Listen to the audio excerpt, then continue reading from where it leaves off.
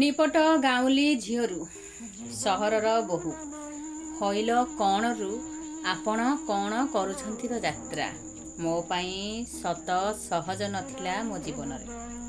ଗୋଟିଏ ପାଖରେ ସ୍ନେହ ଶ୍ରଦ୍ଧା ଭଲ ପାଇବା ସ୍ନେହବଳା ମମତାର ପାଉଁଜି ମୋ ପାଦରେ ଥିଲା ତ ଅନ୍ୟ ପାଖରେ ଅନୁଶାସନ ଆକଟ ମର୍ଯ୍ୟାଦାର ପଣତ କାନି ମୋ ମଥାରେ ଥିଲା। ଦୁହିଁଙ୍କୁ କାନ୍ଧରେ ବୋହି ଜୀବନର ବାଟ ଚାଲିବା ସହଜ ନଥିଲା ମୋ ଲାଗି। ଚୁଲବୁଲ ମନର ଖୋଲା ଆକାଶରେ ଉଡ଼ି ବୁଲିବାର ସ୍ୱପ୍ନ, ଏଣେ ଅନୁମତିର ଚାରିକାନ୍ଥ ଭିତରେ ନିଜକୁ ରଖିବା। ମୁକ୍ତ ପକ୍ଷୀ ବୋଲି ନିଜକୁ ଘୋଷଣା କରିବା ମୋ ଲାଗି ସତ ସହଜ ନଥିଲା। ବାପାଙ୍କର ଅଭିମାନୀ ଝିଅରୁ ସ୍ୱାଭିମାନୀ ବୋହୂର ଯାତ୍ରା ଆଜି ବି ଘରେ ଘରେ ଚାଲି ଆସୁଅଛି।